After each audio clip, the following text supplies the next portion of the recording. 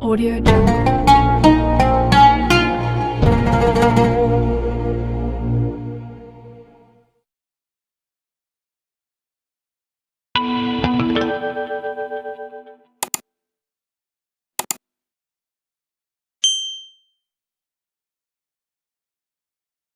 Assalamualaikum ya akhi ya ukhti.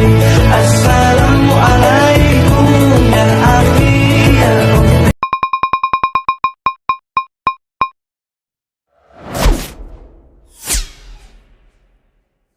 Sedekah ya sedekah, biar hartamu berkah.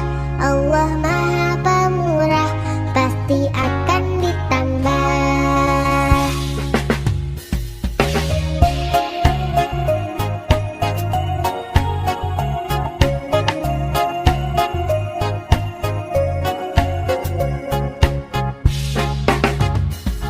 Allah Maha Kaya, Allah Maha segalanya. Jangan kau takut miskin harta. Indahnya saling berbagi, indahnya saling memberi. Allah jamin pasti kembali. Allahu Akbar, Allahu Akbar. Ashhadu an la ilaha illallah. Ashhadu anna Muhammadan Rasulullah. Hayya 'alas salati, hayya 'alal falah. Qad qamatis salatu, qad قامت الصلاة. الله أكبر الله أكبر. لا إله إلا الله. Ayo sholat, lelaki muslim pasti sholat Jumat. Ayo sholat, lelaki muslim pasti sholat Jumat. Sohibul Hajat, Jumat Berkah, 30 Agustus tahun 2024.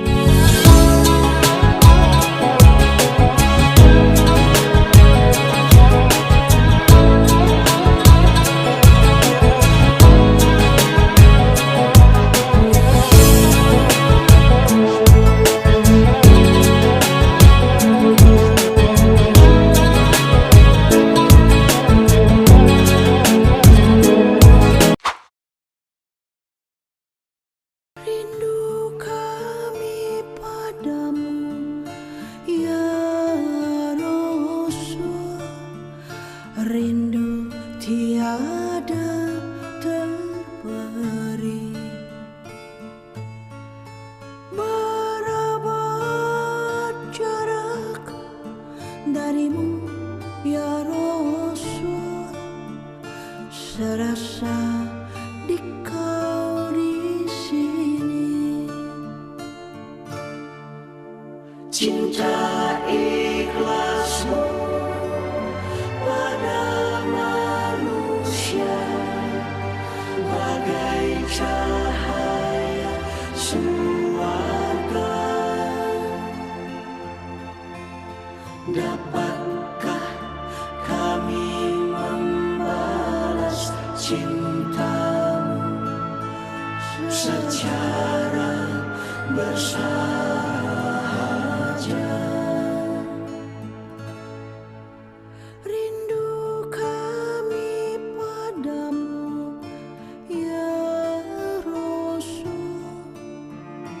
Rindu tiada terperi.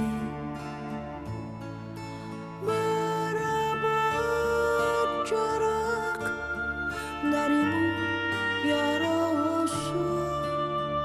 Serasa di kau di sini.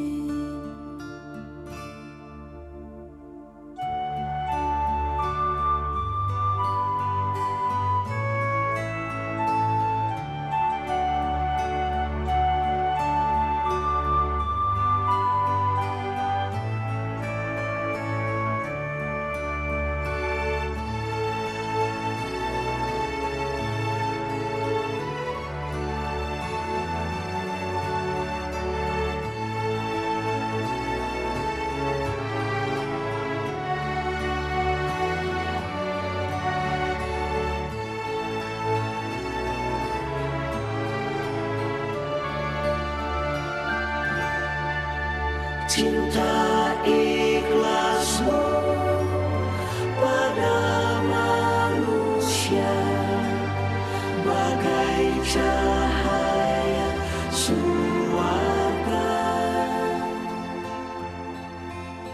Dapatkah kami membalas cintamu secara bersahaja?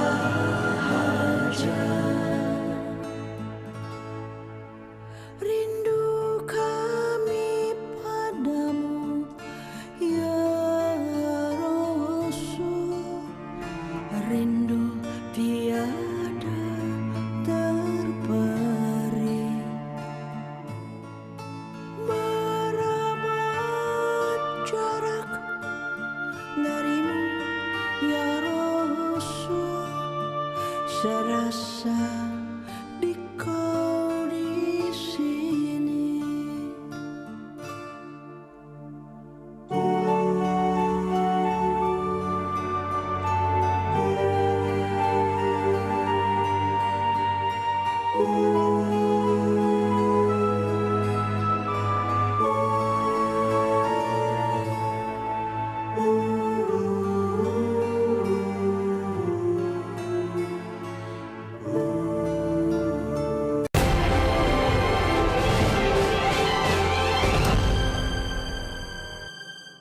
Rindu kami padamu ya Rasul, rindu tiada terperi. Berapa jarak darimu ya Rasul, serasa. Video pembelajaran. إذ رأى نارا فقال لأهلهم كثوا إني آنست نارا. Kita latih diri kita menjadi orang yang suka berderma. Karena bimbingan agama, kita itu dianjurkan menjadi orang yang banyak memberi daripada banyak menerima. Al-yadul ulya khairun minal yadi as-sufla. Tangan yang di atas lebih baik ketimbang tangan yang di bawah. Artinya orang yang memberi lebih mulia ketimbang yang diberi. Ini bimbingan Islam. Jadi sangat keliru kalau ada dalam hati kita ya keinginan selalunya diberi. Jangan. Bahkan bagaimana kita bisa memberi, bagaimana kita bisa ya memberikan kontribusi manfaat bagi orang lain.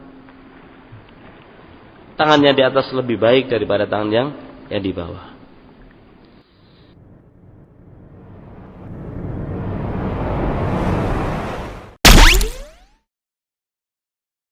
Video pembelajaran. Setelah sempat memicu kegaduhan, Badan Pembina Ideologi Pancasila atau BPIP akhirnya membatalkan aturan pelarangan jilbab bagi paskibraka putri saat upacara pengibaran bendera merah putih di Ibu Kota Nusantara atau IKN pada 17 Agustus besok. Hal itu sebagaimana arahan dari Kepala Sekretariat Presiden Heru Budi Hartono selaku penanggung jawab upacara HUT ke-79 Republik Indonesia di IKN.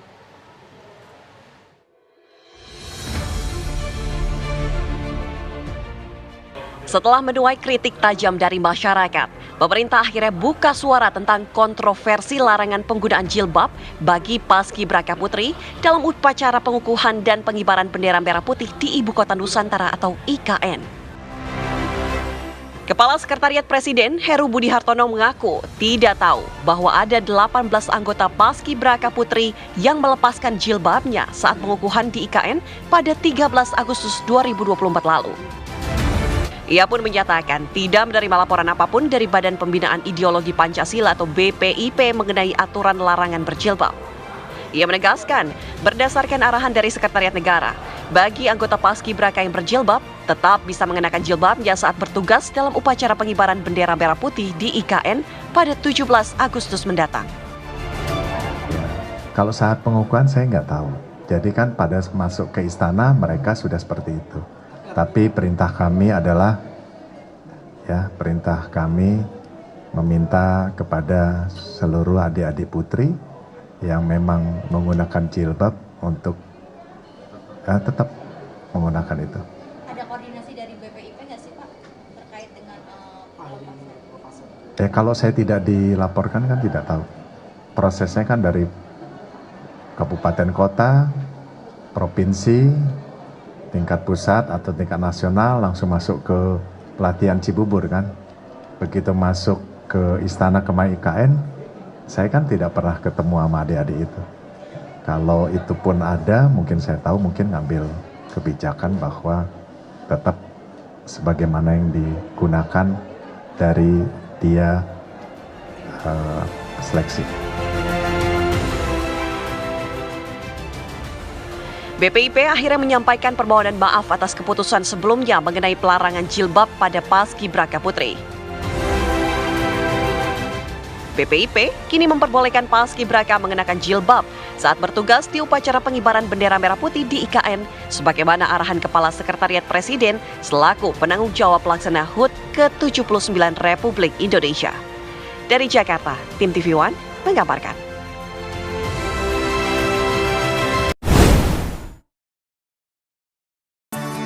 Alangkah indah orang bersedekah, dekat dengan Allah, dekat dengan surga.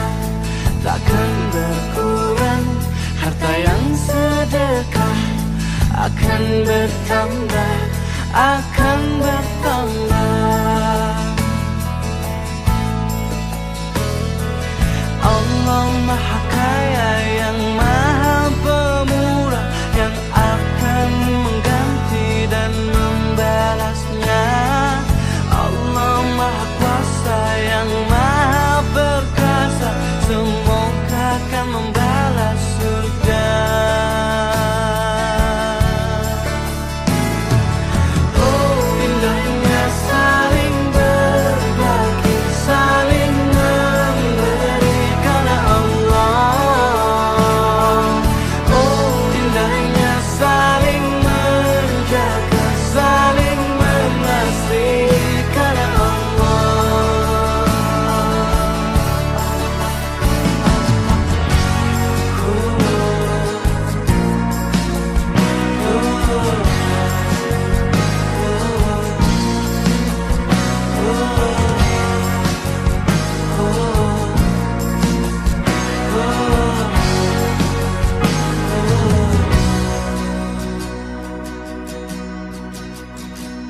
alangkah indah orang bersedekah, dekat dengan Allah, dekat dengan surga. Takkan berkurang harta yang sedekah, akan bertambah, akan bertambah. Oh, indahnya saling berbagi, saling memberikan. كل هذه الأرض ما تكفي مساحة لو نعيش بلا سماء وانت عايزنا بحب لو تضيق الأرض نسكن كل هذه الأرض ما تكفي مساحة لو نعيش بلا سماء وانت عايزنا بحب لو تضيق الأرض نسكن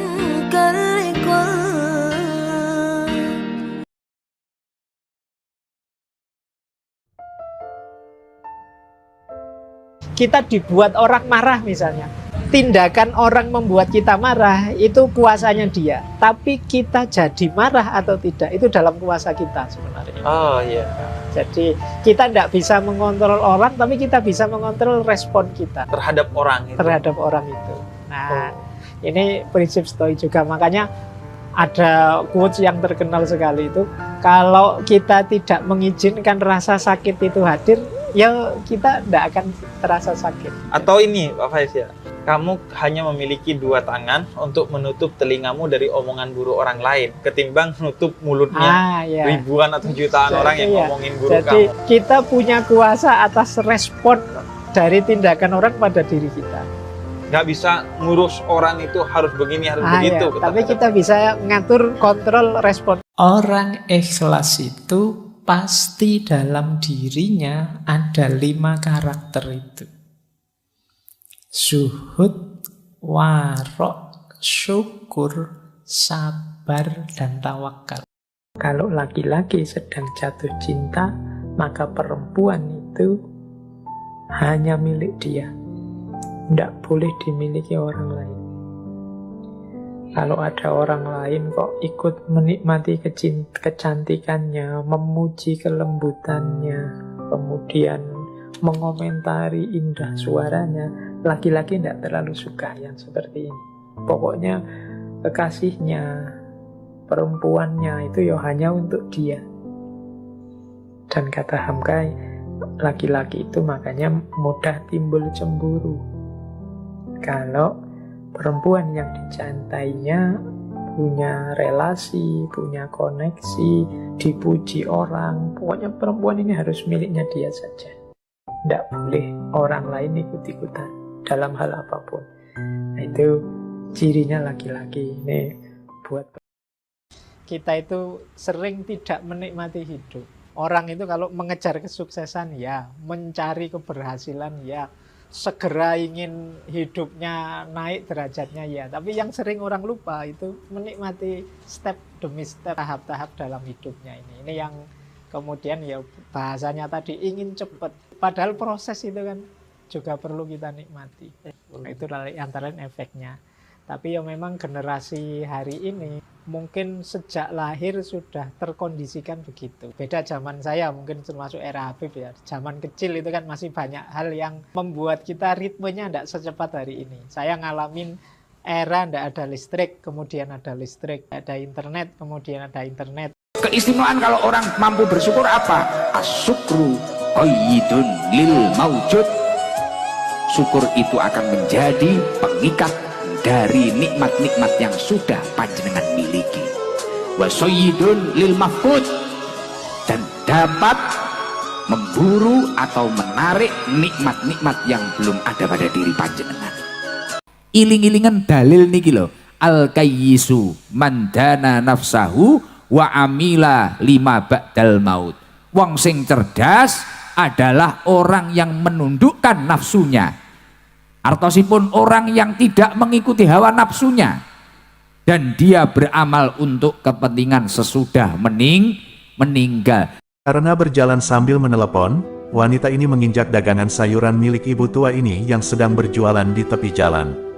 Bukannya meminta maaf, namun wanita tersebut justru marah dan mengacak-acak sayuran sang ibu tua tersebut. Melihat hal ini, sang suami wanita tersebut sangat marah pada istrinya.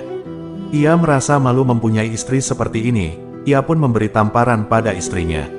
Kemudian sang lelaki tersebut meminta maaf pada sang wanita penjual sayuran tersebut dan memberinya ganti rugi atas kerusakan dagangan sayurannya akibat ulah istrinya.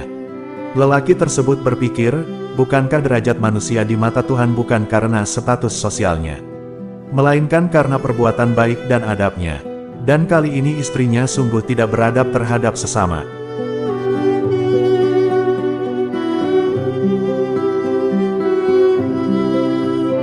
Di jalan tiba-tiba seorang wanita dipanggil adiknya.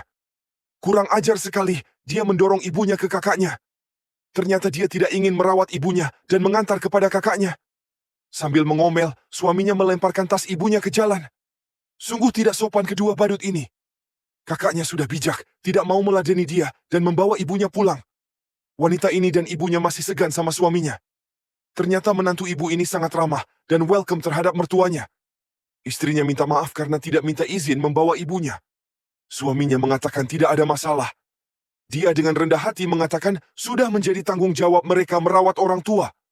Dia pun menambahkan bahwa merupakan sebuah berkah mendapat kesempatan merawat orang tua.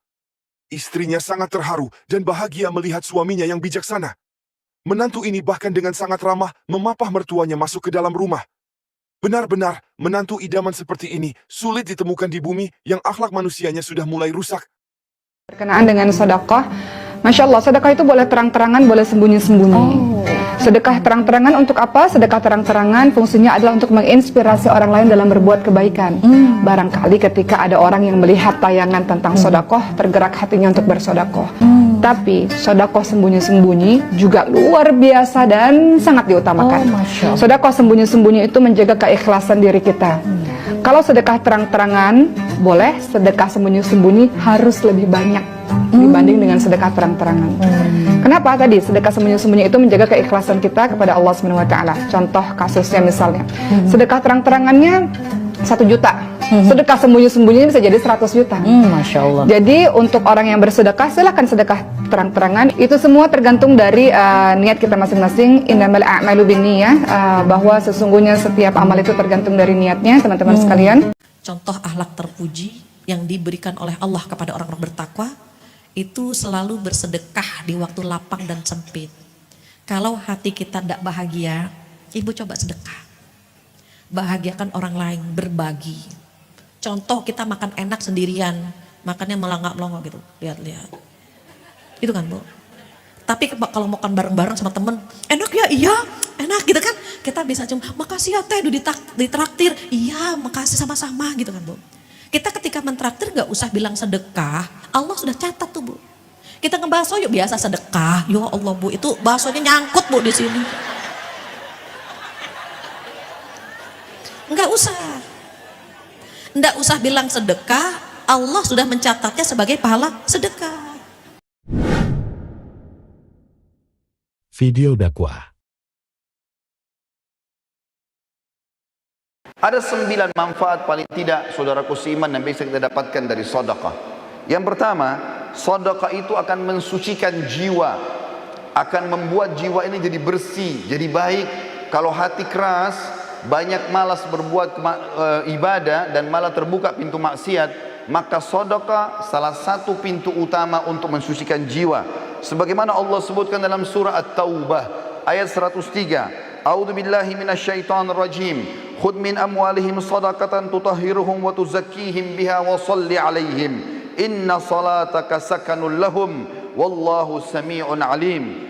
Ambillah zakat atau sedekah dari sebagian harta mereka hai Muhammad, dan dengan zakat atau sedekah itu engkau telah membersihkan dan mensucikan jiwa mereka, dan berdoalah untuk mereka. Sesungguhnya doamu menjadi ketentraman jiwa mereka, dan Allah Maha mendengar lagi Maha mengetahui. Ulama tafsir mengatakan yang dimaksud dengan watu zakihim dan mensucikan jiwa mereka adalah membersihkan dosa-dosa mereka, melapangkan dada-dada mereka, serta membukakan semua pintu-pintu kebaikan dalam kehidupan mereka. Yang kedua, sedekah adalah bentuk ketundukan kepada Sang Pencipta Allah. Allah Subhanahu wa taala menyebutkan dalam Al-Qur'an, mengingatkan kepada kita kekal ditelawakan oleh orang beriman sampai hari kiamat. Kalau sedekah yang dikeluarkan akan mendatangkan kebahagiaan, dan kalau tidak dikeluarkan justru akan jadi penyesalan pada hari kiamat. Dalam surah Ibrahim ayat 31 Allah berfirman, A'udzu billahi minasyaitonir rajim. Qul li ibadiyalladzina amanu yuqimus salata wa yunfiqu mimma razaqnahum sirran wa alaniyah. Sirran wa alaniyatan min qabli an ya'tiya yaumun la bay'un fihi wala khilal. Al-ayah. Katakanlah kepada hamba-hambaku hai Muhammad yang telah beriman, hendaklah mereka mendirikan solat dan menafkahkan sebagian rezeki yang kami berikan kepada mereka, baik secara sembunyi-sembunyi atau terang-terangan, sebelum datang hari kiamat, di mana pada hari itu tidak ada lagi jual beli dan tidak ada lagi persahabatan. Juga dalam surah Al-Baqarah ayat 254 Allah berfirman, A'udzu billahi minasyaitonir rajim. Ya ayyuhalladzina amanu anfiqu mimma razaqnakum min qabli an ya'tiya yaumun la bay'un fihi wala khullatun wala syafa'ah wal kafiruna humudz zalimun. Hai orang-orang yang beriman, yang sudah merasa memiliki iman kepada Allah, Allah memanggil kita semua. Belanjakanlah di jalan Allah sebagian dari rezeki yang telah kami berikan kepada kalian sebelum datang hari yang mana pada hari itu tidak ada lagi jual beli, tidak ada lagi pertolongan, dan orang-orang kafir adalah orang-orang yang zalim. Yang ketiga, seorang mukmin akan terlindungi pada hari kiamat dengan sedekahnya. Dikatakan dalam sebuah hadis dari Uqbah bin Amir radhiyallahu anhu, beliau berkata, saya mendengarkan Rasulullah SAW bersabda, kullu imri'in fi dhilli sadaqatihi hatta yufsala bainan nas, atau qala hatta yuhkama bainan nas.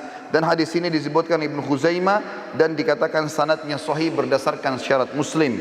Yang artinya adalah setiap orang nanti pada hari kiamat akan dilindungi oleh sedekahnya, di mana Allah Subhanahu wa taala sedang ditunggu untuk mengadili para hamba-hamba, atau kata Nabi SAW, hingga Allah memutuskan di antara manusia. Abul Khair, salah satu perawi hadis ini, setelah membaca dan menghafalnya, maka dia dikatakan oleh para orang di sekitarnya, tidak pernah lewat satu hari pun kecuali dia langsung bersedekah, walaupun hanya dengan sepotong kue atau sebutir bawang saja. Juga dalam hadis lain diriwayatkan Bukhari Muslim, sebagaimana disebutkan hadis yang cukup panjang, ada 7 orang akan dinaungi oleh Allah pada hari kiamat. Tidak ada naungan kecuali naungan Allah. Salah satunya adalah seseorang yang bersedekah dengan tangan kanannya sampai tangan kirinya tidak mengetahui. Artinya, kalau tangan kiri tidak tahu bagaimana dengan orang lain, dia berusaha selalu bersedekah dan mengejar rahmat Allah dari situ. Yang keempat, sedekah akan menjauhkan dari musibah, cobaan, bahkan kematian buruk. Sebagaimana dijelaskan dalam sebuah hadis diriwayatkan Tabarani dalam kitab Al-Kabir dengan sanad hasan, kata Rasulullah SAW, "Sana'iul ma'rufi taqiyu masari as-su, wa sadaqatus sirri tudfi'u ghadabur rabb, wasilatul rahim tazidu fil umur." Perbuatan-perbuatan baik dan kepatuhan kepada Allah akan menghindarkan diri dari pintu-pintu keburukan. Sedekah yang tersembunyi akan memadamkan amarahnya Sang Pencipta Allah, dan menyambung tali silaturahim akan menambah umur. Di dalam hadis yang lain dari Anas bin Malik radhiyallahu anhu, bahwasanya Rasulullah SAW bersabda, "Innas sadaqata la tudfi'u ghadabur rabb wa tadfa'u an mitati su'." Ketahuilah bahwasanya sedekah dapat memadamkan amarahnya Sang Pencipta karena sudah melanggar, dan menghindarkan diri dari kematian yang buruk. Kata Ibnu Arabi Al-Maliki rahimahullah, hakikat daripada terhindar dari kematian buruk adalah kematian dalam kondisi bermaksiat. Sementara Al-Mubarakfuri rahimahullah mengatakan, Al-Iraqi berkata, secara zahir maksud kematian buruk ialah kematian yang mana Rasulullah SAW berlindung kepada Allah darinya, betapa atau berupa hancur, jatuh, tenggelam, kebakaran, tergoda syaitan pada saat sedang menghadapi sakaratil maut, atau terbunuh pada saat lari dari kancah peperangan, atau apapun yang merupakan penilaian manusia, itu adalah mati yang buruk. Yang kelima, sedekah adalah pelita kehidupan, akan memberikan cahaya pada wajah, pada tubuh, pada perilaku-perilaku, pada rumah tangga, pada usaha, pada interaksi dengan manusia.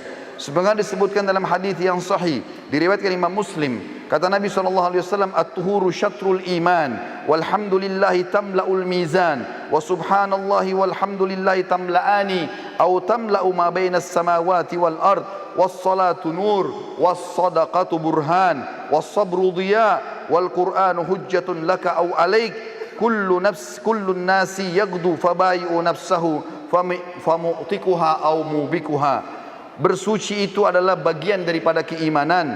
Alhamdulillah kalau diucapkan akan memenuhi timbangan pada hari kiamat. Subhanallah dan Alhamdulillah memenuhi apa yang berada di antara langit dan bumi. Salat itu akan menjadi cahaya kehidupan, sementara sedekah akan menjadi pelita kehidupan. Sabar itu akan menjadi penolong, sedangkan Al-Quran bisa menjadi hujjah terhadapmu atau menjadi penolongmu. Apabila kau meninggalkannya, maka dia akan menjadi hukuman bagimu, dan kalau kau mengamalkan isinya, maka dia akan menyelamatkanmu. Setiap manusia berusaha untuk menjual dirinya dan menyelamatkannya. Di antara mereka ada yang membebaskan dirinya dengan kebaikan-kebaikan, dan ada yang menghancurkannya dengan kemaksiatan. Yang keenam, sedekah itu bisa menebus seorang muslim dari hukuman Sang Pencipta Allah. Sebagaimana disebutkan dalam sebuah hadis, kata Nabi SAW menceritakan tentang Nabi Yahya alaihi salam. Beliau pernah berkata kepada umatnya, "Wa amurukum bis sadaqah, fa inna mathala dzalika kamathali rajulin asarahu al-adu, fa'awthaqu yadahu ila unukihi wa qaddamuhu liyadribu unuqah faqal ana afdihi minkum bil qalili wal kathir fafadha nafsahu minhum. Saya memerintahkan kalian untuk bersedekah karena yang demikian itu seperti seseorang yang sedang ditawan oleh musuh dan mereka mengikat erat tangannya ke lehernya dan dihadapkan untuk dipenggal lehernya. Kemudian dia pun berkata kepada orang-orang yang akan memenggalnya, saya menebus diriku dengan seluruh harta yang aku miliki. Akhirnya mereka pun melepaskannya. Nabi SAW telah menyerupakan seorang pemberi sedekah seperti tawanan, lalu sedekah hadir untuk membebaskan dia. Yang ketujuh, Allah akan mengembalikan apa yang dikeluarkan. Sedikit dikeluarkan maka Allah akan berikan besar. Mengeluarkan satu kali sedekah apapun sifatnya, maka pada saat itu minimal balasan Allah 10 kali lipat, bahkan bisa sampai 700 kali lipat dan kelipatan-kelipatan yang banyak. Allah menyebutkan dalam surat Saba ayat 39, A'udzu billahi minasyaitonir rajim. Qul inna rabbi yabsutur rizqa liman yasha'u min ibadihi wa yaqdiru lah wa ma anfaqtum min syai'in fahuwa yukhlifu wa huwa khairur raziqin. Katakanlah hai Muhammad kepada hamba-hambaku, sesungguhnya Tuhanku melapangkan rezeki bagi siapa yang dikehendakinya di antara hamba-hambanya dan menyempitkan bagi siapa yang dikehendaki. Tapi siapa yang ingin diluaskan rezekinya, maka bernafkahlah di jalan Allah. Pasti Allah akan menggantikan dan dia sebaik-baik pemberi rezeki. Di dalam sebuah hadis yang sahih riwayat Imam Muslim, kata Nabi SAW, Allah berfirman hadis qudsi, ya ibna Adam, unfik alaik. Wahai anak Adam, keluarkan dulu di jalanku, maka aku akan berinfak kepadamu. Juga dalam hadis yang lain, di mana Nabi SAW menyebutkan dalam hadis Bukhari Muslim, ma min yaumin yusbihul ibadu fihi illa wa malakani yanzilan, fayaqulu ahaduhuma, Allahumma a'ti mumfikan khalafa, wa yaqulu al-akhar, Allahumma a'ti mumsikan talafa. Tidaklah suatu hari lewat kecuali Allah menurunkan malaikat dua orang. Yang satu berkata, ya Allah, berilah ganti rezeki yang luas bagi orang yang berinfak. Dan yang satu lagi mengatakan, ya Allah, berikanlah kebinasaan dan kesempitan hidup bagi orang yang kikir. Yang kedelapan, pahala sedekah tidak pernah terputus dan akan terus dipanen oleh orangnya walaupun dia sudah meninggal dunia. Sebagaimana hadis yang masyhur diriwayatkan oleh Imam Muslim, kata Nabi SAW, idza mata ibnu Adam in qata amalu illa min thalath, sadaqatin jariyah au ilmin yuntafa'u bihi aw waladin salih yad'u lah. Apabila anak Adam meninggal dunia maka terputus segala sumber pahalanya kecuali dari tiga, sedekah jariyah. Berapa banyak teman-teman sekalian celengan masjid yang lewat depan kita yang sudah jelas-jelas dipakai untuk aktivitas kebaikan, tapi kita sia-siakan, bahkan kita berusaha untuk mencari uang yang paling kecil, padahal itu akan menjadi amal jariah buat kita. Mungkin untuk pembangunan, tempat kamar mandi, atau mungkin biaya untuk kegiatan-kegiatan agama. Berapa banyak yang kita bisa dapatkan, tapi orang sering melewatkan kotak-kotak amal tanpa memberikan sedekah. Berapa banyak orang miskin yang sudah minta depan matanya, maka syaitan membisikkan sambil mengatakan orang itu masih kuat, mungkin anak pinjaman atau apalah bahasa syaitan, dan dia masih bisa bernegosiasi dengan syaitan sehingga buku amalnya kosong dari sedekah pada hari itu. Padahal jelas-jelas itu akan menjadi penyebab bergulirnya pahala setelah dia meninggal. Atau ilmu yang bermanfaat, kata Nabi SAW, atau anak saleh yang mendoakan dia. Dan yang terakhir saudaraku seiman, yang ke-9 adalah sedekah akan menghapuskan dosa-dosa. Sebagaimana disebutkan dari Muadz bin Jabal radhiyallahu anhu, bahwasanya Nabi SAW bersabda dalam hadis sahih riwayat Tirmidzi, as-sadaqatu tudfi'ul khati'ah kama yudfi'ul ma'un nar. Ketahuilah sedekah akan menghapus kesalahan sebagaimana air memadamkan api. Nabi SAW adalah orang yang paling gemar bersedekah. Bahkan dalam riwayat dijelaskan kalau Nabi SAW tidak pernah menolak siapapun yang minta kepada beliau. Dari Jabir bin Abdullah radhiyallahu anhu beliau berkata, "Ma su'ila Rasulullah SAW syai'an qad faqala la." Tidak pernah Rasulullah SAW dimintai sesuatu lalu dia mengatakan tidak. Juga dari Anas bin Malik beliau berkata, "Ma su'ila Rasulullah SAW alal islami syai'an illa a'tah, wa laqad ja'ahu rajulun fa'atahu ghanaman baina jabalaini, faraja ila qaumi faqala ya qaum aslimu fa inna Muhammadan yu'ti ata'an la yakhshal faqr." Tidaklah Rasulullah SAW dimintai sesuatu kecuali pasti beliau selalu memberi. Bahkan beliau pernah memberi seseorang yang belum masuk Islam, ada domba yang berada di antara dua gunung, sampai akhirnya dia pulang ke kaumnya lalu mengatakan, hai kaumku, masuklah kalian ke dalam Islam karena Muhammad memberikan pemberian yang tidak akan pernah membuat kita miskin. Bahkan Nabi SAW mengajarkan para istri beliau, di antaranya beliau berkata kepada Aisyah pada saat sudah menyembelih seekor domba, lalu beliau bertanya waktu sudah disuruh bagi-bagikan, kata Nabi SAW, bagilah. Maka Nabi SAW balik setelah itu bertanya kepada Aisyah, ma baqiya minha, apa yang tersisa darinya hai Aisyah? Qalat, maka Aisyah berkata radhiyallahu anha, ma baqiya minha illa katifuha, tidak tersisa lagi ya Rasulullah kecuali bagian lengannya saja, dan itu pun saya siapkan untuk anda. Maka kata Nabi SAW, baqiya kulluha ghaira katifiha, ketahuilah bahwasanya tersisa semuanya, justru yang tertinggal hanyalah lengannya saja atau pundaknya saja. Artinya yang kamu sudah sedekahkan, justru itu yang terbaik yang kita panen pahalanya pada hari kiamat, dan itu yang kekal, sementara yang tertinggal kita makan akan habis dengan itu. Video dakwah.